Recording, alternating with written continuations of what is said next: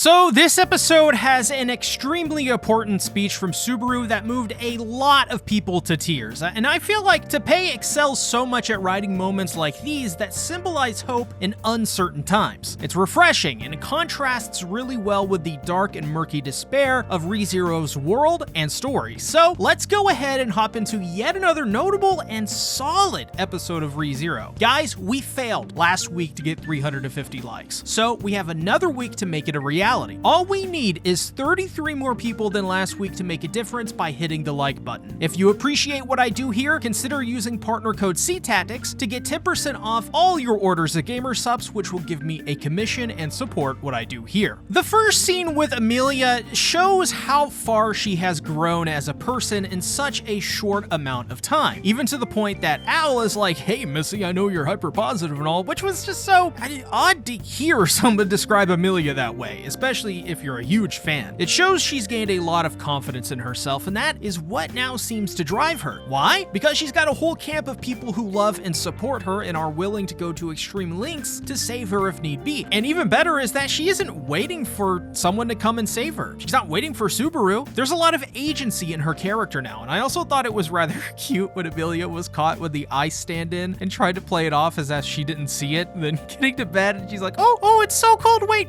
no it's not.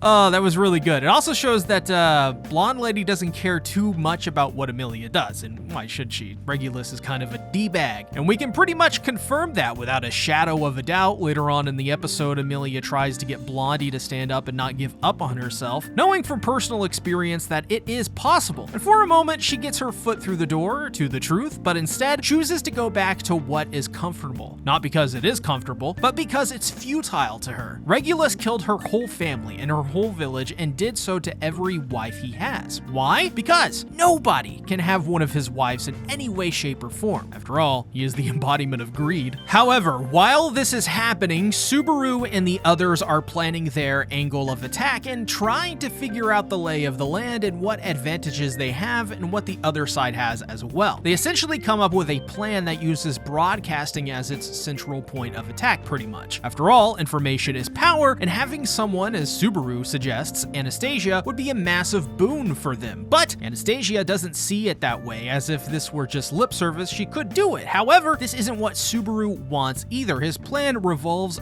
around being authentic and real, and so they decide it should be Subaru who goes through with it. This is actually perfect, because this is what dying and living through multiple timelines would probably realistically give you: invaluable experience through what is lifetimes uncountable. The knowledge of knowing every outcome and the experiences of overcoming, in most instances, less than 1% odds. Think about it. To everyone else, Subaru is like this crazy badass who has done multiple nearly impossible tasks with as little as a jumpsuit and the sweat off his back. So with his plan, he is the perfect person to deliver the message. After all, he is the man of the people. However, I really dug what Al said here too. He's just saying, hey, there is so much burden on Subaru. Just because he can do it, even if he is the right person, doesn't mean he has to. Because that amount of pressure is just too much for a normal person, let alone someone like Subaru. And I appreciated this, because not everyone was in agreement. Al brought a bit of levity to this moment by bringing everyone back down to earth and reminding them of the humans and personal aspect of what they are suggesting. I think most of other series, they probably wouldn't even bother with a character like Al, but ReZero did, and that is why I appreciate